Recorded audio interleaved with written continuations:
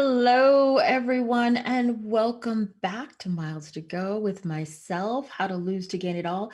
And we have yet another very special guest.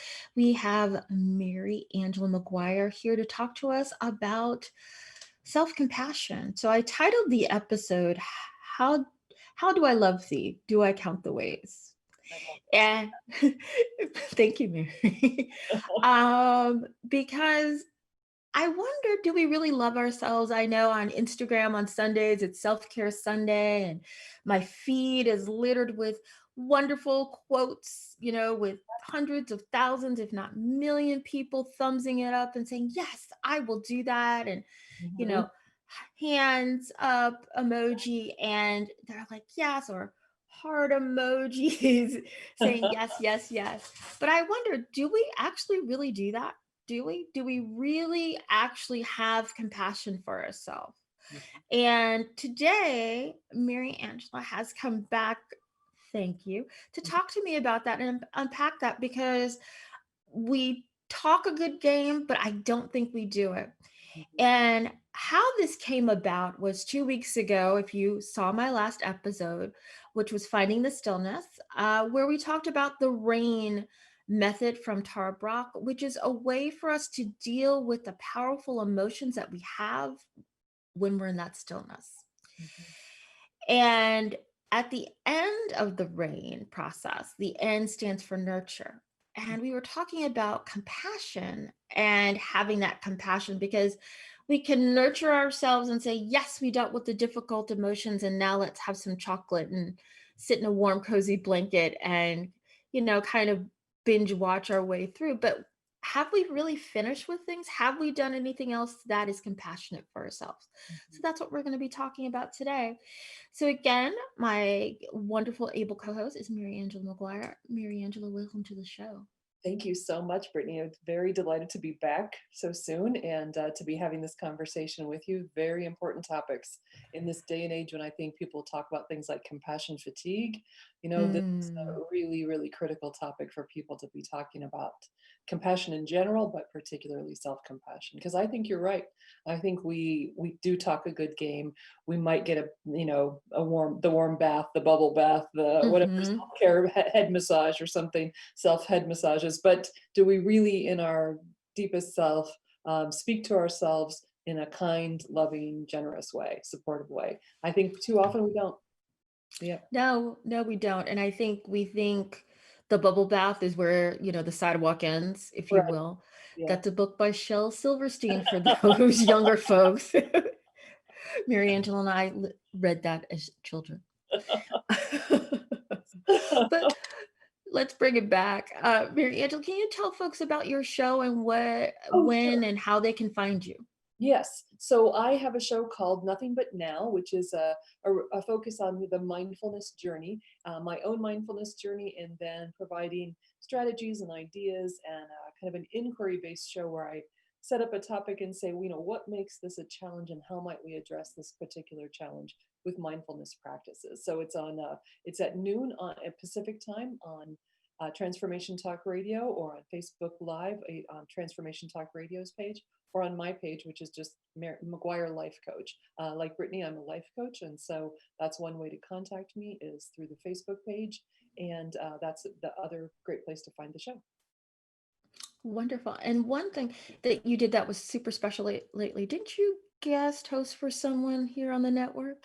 I did. That was very thrilling. I got the opportunity to guest host for Dr. Pat, which I was really appreciated the opportunity. And I had a wonderful conversation with Diane Goodman. And Dr. Goodman is a person who works in the area of race, inclusion, equity, and she's a Hmm. consultant, an author, a teacher. And we had an excellent conversation, really focusing on, as white women, the two of us really addressing what are our responsibilities? How can we as white women be more responsible for, take more responsibility for white privilege, the embedded white racial superiority that we see in our culture. What can we do? What is and how can we bring mindfulness practices to that work? Because they really work well together. Kind of conversation. Wonderful. So I would say check out Mariangela's archive because it would be there. Yes, And I think it's a really important discussion. And it's a discussion that leads back to, again, self compassion, yes, right? it does. S- Yes. So thank you. I've got a bit of a quote that I found yesterday on Bliss Meditation on Instagram. And it says this: this is an unalterable law. You can search throughout the entire universe for someone who is more deserving of your love and affection than you are yourself. And that person is not to be found anywhere. You yourself, as much as anybody in the entire universe, deserves your love and affection. Mm, Right? that's a What are yeah. It is good. I'm getting my Oprah mms. I'm going to repeat the last part again. You yourself, as much as anybody in the entire universe, deserves your love and affection. Wow. I love that. Yeah. Love It is wonderful. And again, this was found on Bliss Meditation's Instagram feed. it. Hmm. So that powerful quote makes it easy to start talking about self-compassion because most of us don't treat ourselves that way. And as we've talked about compassion in the last show, Hmm. is that compassion shows up in our lives, especially in times like these, where I'm going to donate to a food bank. I'm going to Hmm. help, struggling young families with diapers because they can't afford them, or formula, Right. or I'm working with a homeless shelter, or I'm working with other groups, political action groups potentially, to help people from being displaced through eviction, Hmm. or just through your own church or mosque or whatever religious and temple that you attend or might be associated with, where you're helping others. Excuse me, I have a little bit of a throat thing. And that's where it shows up for us. And we can just put a check mark and say, ding, I've done the right thing. Yeah. I've really done the right thing. And we feel that glow and we feel like a good person because we're being a good neighbor, a good servant. We're following, if you are religious, any sort of religious or spiritual laws, or, Right. most religions have something about giving to others as a way to help them as well as yourself. Hmm. However, when it comes to, wow, you know what, I screwed up that project at work, Hmm. or you know what, I could have been kinder to my sister-in-law, or you know what, maybe I should have said something different to my child to correct them. Hmm. We sit with that pain, really suffering for a long period of time, and we have all of this stuff in our minds from the ages of 0 to whatever age you are now, where it's not the daily stuff. We have the tapes. We understand that just constantly play because whatever happened in the past and something similar happens in the present, you're like, yep, I'm a bad person. I'm a bad mom. I'm a bad parent. I'm a bad family member. I'm a bad worker. I I'm just not good. And we hurt ourselves continually with that. And we don't have to suffer like that. Now, do we, Angela? We don't, but certainly most of us grew up in families where the people around us, particularly our parents, probably suffered in exactly the same ways. So we kind of learned that tape. Even if you had really kind and supportive parents, I always say it's not so much what our parents told us about ourselves, but what they showed us of how they saw themselves, how they treated Hmm. themselves. That's what we repeat in our lives, I think, far more than any message they gave us about us. So no, I think you're right. Something happens, I make a mistake, and I can, you have a great description of it, right? I can think back many, many, many years and think for a few minutes of all the ways in which I've made those mistakes before. And I can just, really get into a downward spin about myself. But it doesn't have to be that way, but it is very common. And it's just a matter of saying, okay, what's the strategy? And I really want to focus on, and when we in our conversation about how we talk to ourselves, that's Hmm. really the critical key, how we talk to ourselves. Right. I agree. Mhm. And there is a doctor, Dr. Kristen Neff, who is our source material for today. If you Google self compassion, her name will pop up. She's a leading research into self compassion. And the value of self compassion is threefold, as she describes it. It's about self kindness, Mhm. it's about common humanity. We all make mistakes, Mhm. and mindfulness. Mhm. Right, something that we both talk about a lot. And at least for me, since I focus a lot on surrender, it's letting go of the story, and Right. it's letting go of those tapes. Yes.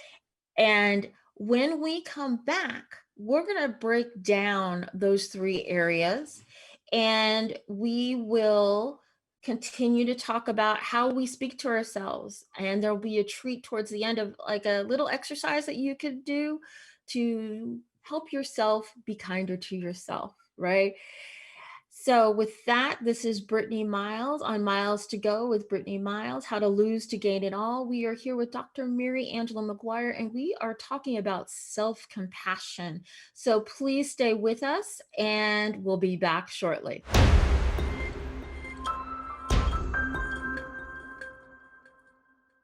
Hey, welcome back, everyone. This is your host, Brittany Miles of Miles to Go with Brittany Miles, How to Lose to Gain It All. We have a very special guest in the building today, Dr. Mariangela Maguire, and we're talking about self-compassion and examining and unpacking why can't we be as kind to ourselves as we are to others, especially when we are as in much need as they are. So, with that, we are actually using the source material from Dr. Christian Neff. She is a leading researcher on self compassion. If you put her name into the Google machine, Yeah. that's the name that will come up around self compassion. So, she's done a ton of work around this, and it's just fascinating how we treat others very differently than we treat ourselves. Mhm. And as a person that is focused on surrender, it's powerful to me that we hold on to these stories, as I was saying in the last segment, instead of letting them go and freeing up that space for self compassion. Mm. So let's talk about self compassion again. As we were sharing in the last segment, Christian Neff says the following: this is the value of being nice to yourself. Self kindness, common humanity. We all have feet of clay, we're all human, Mhm. and mindfulness. Mhm. Mhm. So within that, Mhm. the mindfulness of self compassion is acknowledging our suffering. Right. So if I am using the RAIN method, as we've discussed in the past by Tara Brach, the Mhm. last N is nurture. So I've gone through, I've recognized my issue, Mhm. I've allowed it to be what it's going to be, I've investigated it, and now I'm at that N, I'm ready to nurture. Mhm. I need that self compassion to show up there for myself, Right. right? Right. Yeah. I could end the nurture with a bubble bath or my 12-step Korean skincare, which I do. But that's not the thing. I still need to feel like I have forgiven myself, Mhm. Right. shown myself that in spite or despite what has happened or not happened, I'm okay with me and I love me. Right. And that's hard. It's That's really very. hard. And I keep pointing to my chest here. It's hard to open up and allow because we have the tapes and the stories of the past that are triggered to say, okay, I'm a bad person and I beat myself up. And Mhm. I'm not really sure why. Mhm. Mhm. Yeah, I on my show I talk a lot about habits of mind. right? Which is one of the great things about a mindfulness meditation practice is that you start to see where does your mind go? And you're Mm, describing it so beautifully of when we make a mistake, when something goes wrong, when we feel it's our fault and we wish things had gone differently. That habit of mind is to go back to all those stories of we've never, of making mistakes in the past. And so I think that the first thing that Neff talks about, that self-kindness, is really that inner dialogue. How is it that we are talking to ourselves? But she then, in that second piece, is about common humanity, that we all make mistakes. And this is mhm. where I think it gets a little bit tougher, because the N in rain is both nurture, but it used to be, or it originally was talked about as non-attachment, right? Yes. So not attaching to that story of, oh, I'm a failure, oh, I always make this mistake, right? And I think we do get attached to that story. So one reason we get attached to those stories is maybe because it's the habit of mind. We've always gone there, right? Over and over Mhm. again in our lives. I think there's another thing that's really tricky though about compassion. You gave a lot of great examples of things we do to to show ourselves that we are compassionate towards others, right? The kindness that we show others, the support, the donations we make, those sorts of things. But sometimes that can kind of shift into pity, right? You have to be Yes. careful, right? And so that compassion is kind of murky water sometimes, and we have to be careful about that. And I think a similar thing kind of is at work with self-compassion, is that judgment, the habit of judgment. So I believe that at some level, it's hard for us to let go of those stories of self-judgment, because my self-judgment I might be holding on to because it might justify the judgments I make about others. Wow. I think there's kind of a dirty little secret that a lot of us are holding on to. Um, Say that again. I think that we sometimes hold on to and say it's okay for me to hold on to my self-judgment because it gives me the room and permission to judge others. Love it. I've worked with a lot of clients who we really get to that place where you're really saying, come on, let me hear you say, I'm okay. I am enough just as I am. I mean, it's a simple sentence, and people really struggle to say it out loud. And we talk about, what are you holding on to? And I think sometimes we're holding on. We live in such a judgmental world, right? I judge my neighbors, I judge my friends, I judge the world, and I think we're looking for some justification for that. Well, it's okay because I'm hard on myself too. It's okay Mhm. for me to say my neighbor should do X, Y, or Z because, I'm hard on me too. And so Mhm. it's okay. I don't know, but I do think that that's part of what's happening for us, is that we're trying to justify it. Because what would it mean?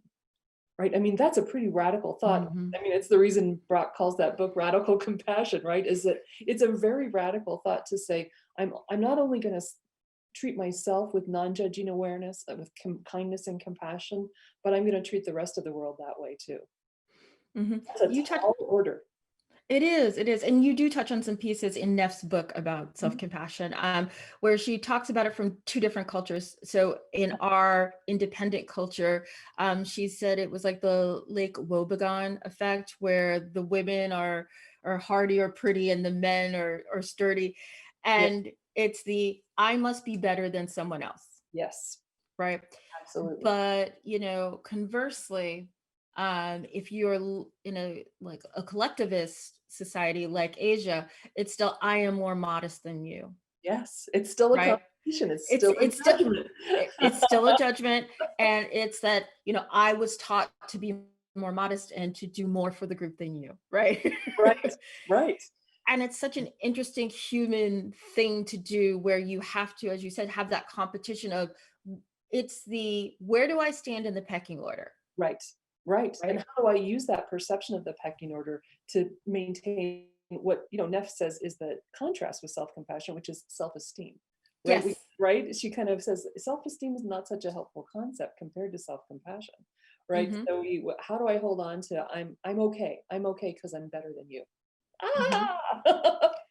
I, I Yikes! know it's our brains, because again, we're wired for safety. Yes, that's right. Yeah. And that's where this whole spinning cycle comes from. Mhm. And it's hard to get, wire ourselves backwards to say, like we've been saying, is Mhm. I'm okay and you're okay. We can each, there's enough for everybody, right? Right. Right. And in terms of material resources, actually is enough for everybody. We just treat them like they're scarce. But Mhm. certainly, how could it be possible that there's not enough love, that there's not enough compassion, kindness in the world? That's not a resource that ever gets exhausted. But we do kind of treat them that way, both of those kinds of things. But it's treated again, that's for yourself, because if you're a parent and Mm, you have one child, multiple children, family, it said, I love you all equally. mhm. There's I mean, there's a saying about there's always an abundance of a mother's love, Yeah. right? Right. But as an individual child, you're like, well, she loves my sister more than I. And I'm an only, so you grew up with what, five other brothers and Yes. sisters? 4 brothers and a sister. Yeah. Yeah, so I'm sure that was a feeling of just, in that quick moment, mom doesn't love me. What happened? Right. What did I do wrong? Yeah. Right. And again, religions say that there's an abundance of God's love, Right. Right. right? Right. It's And we're love. all his perfect children. And I'm speaking from a Christian Yeah. Western perspective. I'm coming from a Catholic religion. But and I've done some comparative religion study, but there's plenty. And Right. that's what we're told, but we just don't believe it, Mhm. because we're unable to acknowledge the suffering, right? Because our suffering then, if it becomes self-pity, right? That's Right. where That's the in fear. our Western culture it's become self-pity. It's like, oh, woe is me, Mhm. wah wah wah, womp womp womp, now the me, right? But Yeah. it's not. We need to acknowledge that we're hurting, and that's why few people actually reach out for help Right. I think, until it's yeah, go go ahead. ahead. Oh, I just think Neff is so sharp on this contrast between self-compassion and self-pity, right? And Hmm. that we do see these things as a weakness, et cetera, et cetera. But really, I mean, it goes back to the rain. If I'm stuffing down those hard feelings, they are going to pop back up. I'm going to be reactive. I'm going to be sharp-tongued. I'm going to be sarcastic. I'm going to be unkind, both to myself and others. So, the self compassion where I can acknowledge my feelings, I can address those feelings, I can allow those feelings, and then allow them to pass through me. I'm going to be a much kinder person to other people, much Hmm. less judgmental. But really, I have to turn it towards myself first. Jack Kornfield says, the compassion that doesn't include the self is incomplete. And I just think that's a lovely thought, because I think, especially for women, we think if we're Hmm. nice to other people, that's all that matters, right? That the world thinks we're okay as long as we're nice to other people. And if we're not nice to ourselves, that's okay. And it's not okay. And it's not Right. sustainable in the long term. Right, and that's how women get back to self-pity and Yes. the Yes. holding it in until it burns, Right. right? Right. And if we allow ourselves to let go, Hmm. and we all know that that's me, right? And that's what I have learned and continue to learn on a Yeah. daily basis, is that I get a wiser perspective on myself. And that's how I got to be here. And what I like to share with people as part of my life's work is that if you let it go, you're going to see more. You're Hmm. going to have a new vista, right?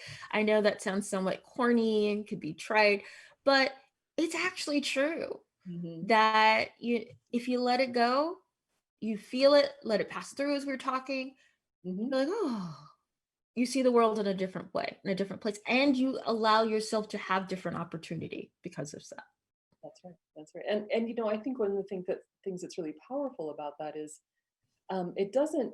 I think sometimes when we talk about something like mindfulness or self-compassion, and letting go and surrender, we might be uncomfortable with the idea that if something bad happened to me, are you asking me to let go of that? And I Mm. don't really think that's the issue. I think letting go of the kind of mental torture that we put ourselves through, the unkindness, the really critical dialogue, it's that letting go that allows us actually to be much more clear about where is the thing that I need to address, right? A bad relationship, a relationship that doesn't support me, that is not healthy for me, right? If I'm just caught up in my own thinking about it, then, like you said, I don't really have a clear perspective. if I can let go of some of the self-criticism and the self-talk that is so negative, maybe then I can see that relationship with clarity. And I can say Hmm. to myself, maybe this is not in my best interest. Or I can see a Hmm. bad habit with clarity and say, oh, maybe this is something I can change because I can see it more clearly now. I can see the impact that it's having. Hmm. I So I, agree. mhm, I totally agree. And that leads me into something else that Neff talks about, which is truly how does that mindfulness relate to self-compassion, mhm, right? So if we're talking about mindfulness, we'll use her definition, which I think is a universal definition, which is accepting what is. mhm, mhm, You don't have to go and have a pity party. You don't have to feel better than anybody else. It's looking squarely at what's happening in front of you. My term is picture frame of just whatever is right in front of you, that in a window of some sort of like, okay, so this is what it is. Yet another trade term these days. But you're seeing things as they are. You're not making up a story. You're not bringing other people into it. There's no drama. mhm, It's okay. This is what it is, right? mhm. My husband is leaving me. Right, Okay. I can feel how I want to, right, but my husband is leaving me. right, right. And he's left today Mhm, and he's going to come back on Sunday and pack up more stuff and he's going to go, right? mhm, And within that, you allow yourself to ask yourself some questions, mhm, right? The most important being, what am I experiencing right now? It could be rage, could mhm. be grief, Yep. could be sadness, Mhm. could be loneliness, whatever. It could be a Grief. Yeah, combination thereof, yeah. right? Mhm. Some folks might just be happy because There may they're be relief in that, right? right. It's just Yeah. we're at the end of our relationship and we are going to let it go with love. I don't know. Yeah. I had the first four emotions when I had my divorce. So Mhm. whatever partnership that you have. Yeah. And within that mindfulness, you're allowed to feel that, like feel those feelings, Yep. right? And Right. that, to me, you're still, that's that again, it's that ongoing rain process. Right. Right. Right. Yeah, I think about my mother and I'm sure relief is one of those feelings that she probably felt when my father left. I don't think she Hmm. was happy. I think she was also enraged. I think she was terribly hurt. I think she was terrified. But there was some relief. And it's interesting that with that example because uh, those kinds of events are complicated. And if we don't allow ourselves to feel all of that complex, sometimes contradictory feelings, they're just going to continue to trouble us. And it's that allowing, and as you would say, surrendering to it, just allow your feelings to be there and to acknowledge them. That what is not simple, and that's okay, right? That's okay. Don't have Hmm. to feel guilty. I don't have to feel whatever. I can just feel what I'm actually feeling. Because things like guilt, I think, are those, then that's the story, right? That we add Yep. on top of the feelings, how I Hmm. should feel, right? That's a big problem too, is that word should. What's a normal response, or how should a person feel? We get Hmm. all kind of wound up in that as opposed to just going with what is and how do I feel? Yeah. Sure.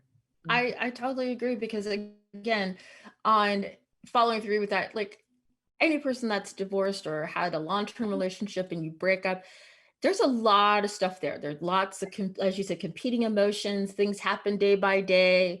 You know, there's something that will trigger you, and you're probably being triggered from past relationships, Yes. family of origin issues, trauma, what have you, right? Mhm. But you're allowed it to feel your suffering. And as the next part, you then get to, which I think is the really juicy part. What Mhm. do I need right now?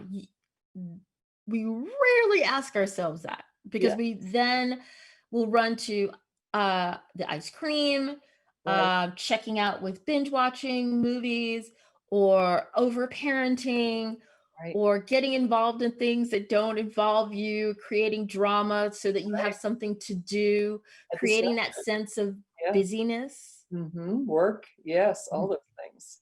Mhm. As opposed to that really deeper, what do I need right now? Mhm, that is a question I think we rarely ask ourselves, even in non-traumatic times, let alone in a moment of trauma. But mhm. what do I need right now? Yeah, what kind of answers do you think were more authentic in that moment for you? That what you really needed? That's come up for me recently, Mhm. where I just needed to be reassured that people loved me. Okay, fair enough. And I asked my daughter for a hug, Mhm. Mhm. and we really bonded, and it made me feel better as a person and as a mother. And it helped me to get past some of the traumas that I had from childhood where I didn't think I was loved. Mm. And I had all these other things outside of me where I would say all the time, nobody loves me. Nobody loves me. Nobody loves me. Um, but being able to ask for the things that I need. Mhm. And I don't do that very often like other people. Because I don't think we have the vocabulary. Mhm. Right. Well, and you bring this to such an interesting sort of crystallized point of, are you allowed to answer the question, "I love me"? Are you allowed to say that you love Mm. yourself? Is that a reasonable answer sometimes when you're thinking about that question? Does anybody love me? Are you allowed to say, "I love me"? I do, but again, I don't believe me Yeah, right. because I haven't been very kind to me because right? So, you know, I'm treating myself the way, excuse me, other people outside of me has treated me. So Right. do I really trust me? Oh, yikes. Yeah. Yes. And I Yeah, think that's that inner child that we have, that right. 3 to 5-year-old Mhm. that is still looking for something outside, though Right. we know it's inside. But I haven't been really kind to that 3 to 5-year-old, Mm. Mhm. right? I Yeah. haven't allowed that Mhm. person inside of me to feel their suffering because there's a lot of that's the person that's suffering. Right, right. Isn't that interesting? Yeah. What would it mean Mhm, to say to that child, "I love you," right? "You're enough just as you are." mhm, Wow, that's hard to do, but yeah, I think you're right. I think that's, so often when we have adult fissures in relationships and various kinds of traumas, whether they're work-related, friendship, etc., it is that very young child who is so scared and who mhm, feels so alone in the world. And then on top of it, we abandon ourselves, right? mhm. Might feel that maybe the kind of the source of that early trauma, and then we just replay it over and over again, right? We were abandoned, we felt unloved, and so then we turn around as 30, 40, 50-year olds and abandon ourselves and treat ourselves as if we are unloved. Truly. And it's funny because of how we see ourselves is not how the world would see us. Right, right. I will say I'm often surprised when people will say to me, and these have been colleagues Mhm, in the workplace, they're like, "You seem so confident. mhm. You seem as if you have no." It was a manager that I had. She said, "It seems like you have no fear, Ah, mhm, and that you could do anything that you want to." mhm. And I remember this is a long time ago. I was a smoker and we were on smoke break. And she told me this, and I was like, "What? I don't, I don't see that." They're Yeah, like, "Yeah, you're just super, like, yeah, everybody thinks you're just awesome and super powerful. You come in and you're just like, let's do this, let's we'll uh-huh. rock." I'm like, "What? Hmm, hmm. What?" I Yeah, mean, I'm sure other people have that too, whether it's, positive or negative or net neutral, but we don't see ourselves the way that other people see us. So that, to me at least, that's why I can't show myself compassion, is because I'm not good enough, which we continue to talk about. right. I lash myself because I need to be doing more, Mhm, and that shows up for me in work where I should be doing this, I need to get on this, I need to do this. mhm. And it's like, no, not really, because nobody's asking for it. Right, right, yeah, but it's that kind of dictatorial inner voice that says you're never, and I always think it's really important with that voice to acknowledge it cannot be satisfied. So all that effort Mhm. we make to try to satisfy that dictatorial voice, it's a lost cause. That is not the nature of that voice. I had a Mhm. similar experience to you in graduate school. I remember I was walking across the parking lot one day, crossed paths with another fellow in my program, and he said, "You know, Mariangela, you just never seem like you have a care in the world." I'm like, who are you looking at? Because really, I am filled with anxiety and fear. I'm like, what? And I just thought to, I just didn't. I thought, well, you do not see me, or whatever. But I probably did seem that way to him because I didn't wear it on my sleeve, and you Mhm. clearly don't wear those things on your sleeve. But it's kind of interesting when you think about, Neff talks about the kindness as being something you can treat other people the way you would or treat yourself the way you would treat a friend, right? So Mhm. can we take a little bit of that feedback from somebody else and say, huh, is it true? Maybe I am not as tormented as I think I am. Maybe your competence is far greater than you give yourself credit for, right? Everybody Mhm. else sees it, yeah. But when are you going to be kind enough to yourself to say, I see it too. I see that I'm good enough just as I am. Sure. I tell you, I have often been surprised by that. I've Hmm. been surprised by that also personally with friends. They're like, "Oh, therapists." They're like, "Are you?" For example, I was feeling suicidal, and I was talking to a therapist, and I was telling her, I just don't know how I feel, and she's like, "Are you suicidal?" And I was like, "Yeah." She's like, I thought so, but you would never say it, Right, right. right?" Mhm. And I've had, relationships where with men and they're like, afterwards, after we've broken up, they're like, "Oh, I had no idea you felt like that. I thought you really weren't interested in this Right. relationship." Ooh, that sounds like a lot of self-protection, doesn't it? Yeah, Right. And vulnerability and yeah, mhm. exactly. And Neff talks about that is that I'm a person like we were talking during the break. It's like I take it all Yep, and I go off to my lair yes. Mhm. Yeah, and do it storm all. Uh-huh. and I go off to my lair and nobody knows. Right. It was surprising to me, even as my daughter, she said to me a year ago, and it hurt me so deeply because I said the same thing to my mother and it freaked me out, was that she's like, "You seem like kind of a tough person, like nothing really bothers you. Mm. Like you don't have soft feelings." And Oh, I said, "I am filled with 100 emotions mhm. and that I hurt too." And she was like blown away. Bet. I bet. Yes, yes, yes. Oh, So we are getting ready to go to a break, so just hold on to that thought. mhm. We are here today talking about self-compassion with Dr. Mariangela Maguire, and we're using the source text of self-compassion from Christian Neff. And please stay with us to learn more about how you can use self-compassion as a spiritual practice and learn even more about self-compassion. Um, this is Miles to Go with Brittany Miles, How to Lose to Gain It All. Please come back after the break. Thank you.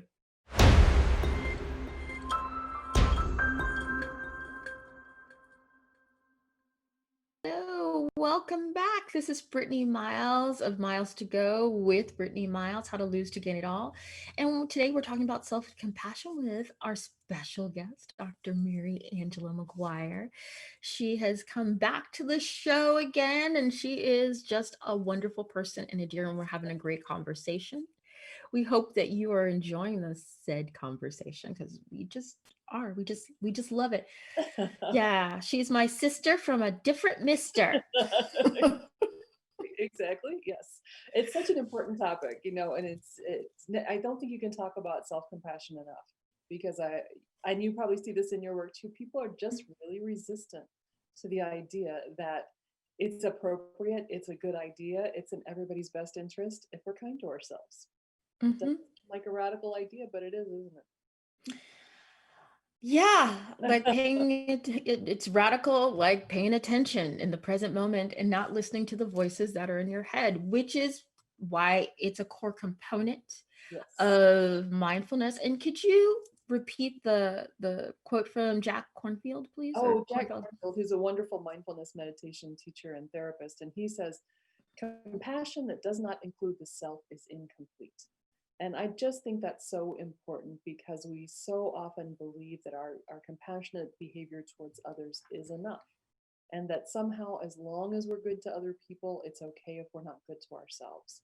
And I think that that's just not true. And I think Cornfield's right, because if we aren't kind to ourselves, there's a limit to which we can be kind to others. And sometimes I think that's what puts us in that realm of something like pity rather than genuine compassion, because we're really still in that judgment zone, and that I feel superior to you zone. I'm glad not to be you, so I'm helping you. I mean, all that stuff that makes charity and work for other people's happiness kind of ugly at some points. And we have to be careful about that. But I think if we don't start with ourselves, we never really get to genuine compassion for others. So. I totally agree. Totally agree. So, in this segment, I want to talk a little bit about self compassion as a spiritual practice. Okay. And we have, at least I have talked about spiritual practice is, I think it was in episode 3. You're talking about practice. You're talking about practice with Steph and how to find and build that practice. Mhm. Because we can talk about loving kindness, we can talk about meta, but let's break it down into, again, we're staying at that high level because we want to be that good mindfulness practitioner or good Buddhist. But Right. what does that mean on a granular day-to-day basis? How are we treating ourselves? Hmm.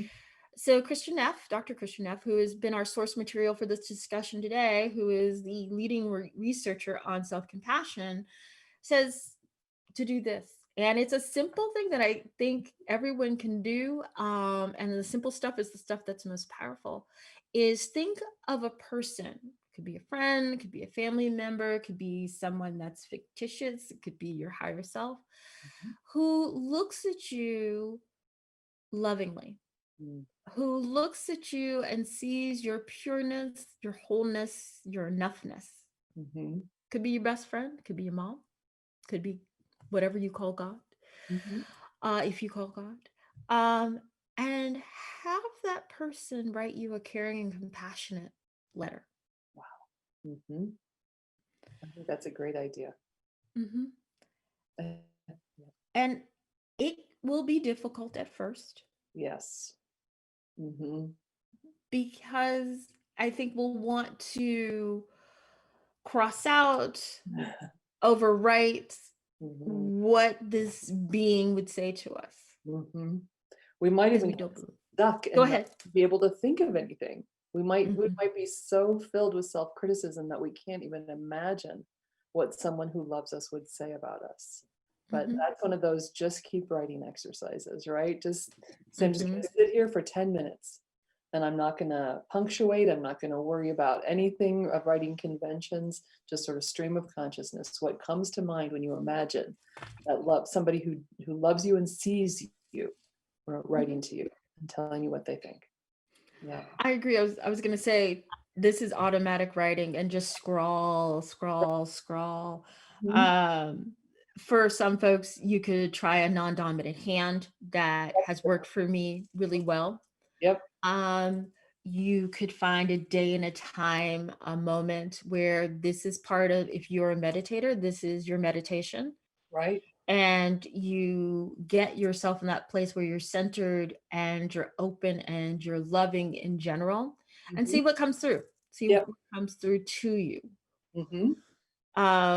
And there'll be monkey mind, Mhm. write down the monkey mind. Sure.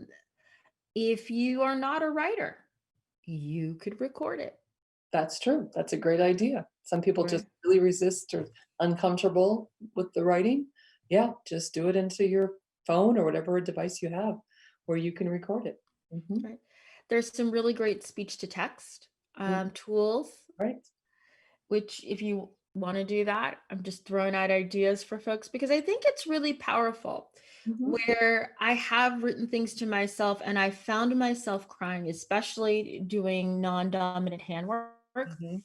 I found out so many different things because as we were talking earlier, that younger child, the Mhm. one that's actually hurting and needs the love and the support and that's suffering, Mhm. all of that comes out. Yep.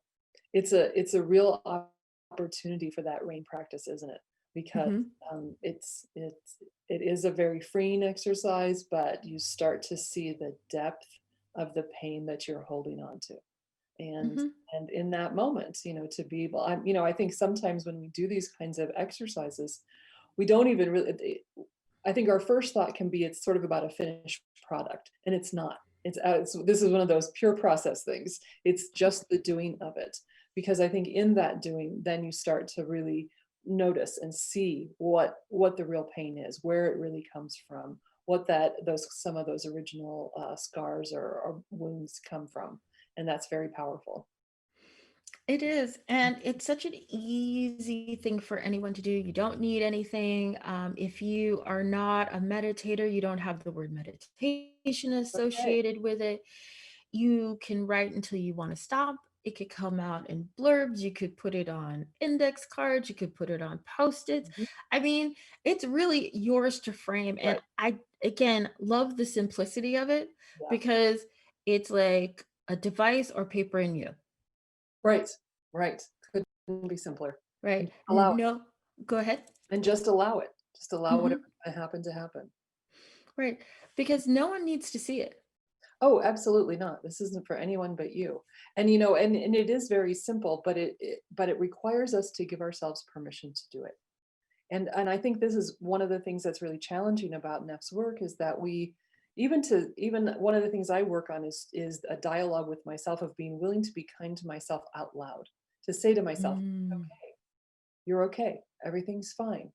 Right? But it's again, do I feel awkward? Do I feel uncomfortable? Do I feel self-conscious? And I think the same with this writing practice. It's about giving yourself permission, allowing yourself, and not worrying you don't have to show it to somebody you live with. You don't have to show it to anybody, but you do have to give yourself permission. And that's mhm. a big barrier. And I think as we wrap up the hour, the thing that you said I think was most powerful in the past few seconds is that I give myself permission to be kind to myself Hmm. out loud. Out loud. I do. I have to. Yeah. Right. I find that I've been doing that more lately and I've been more in flow because my life feels very different now that I've been doing this work and doing the show and it forces me to go through some things. But I do say to myself sometimes when I do something differently Hmm. in a situation that I've been in before, I say, I'm proud of you. Oh, good for you. That's wonderful. Yes. Yes. And I'll go, I'm proud of you, Brittany. Yay. Yes. Louise, hey, Yeah. hug yourself. You're right. Yeah. So, with that, I want to say thank you so much, Mariangela. Well, Thank you for coming back to the show and spending time with me. glad to do it. Very glad to do it. Thank Yes. you. And tell the folks what your show is and when they can find it. My show is Nothing But Now, and it's on Thursdays at noon Pacific time, 3 p.m. Eastern, on Facebook Live or on the Transformation Talk radio page. And you can find the past shows in the archive there. And I'd love to have you join me. Perfect. And tell us about that guest spot you recently had.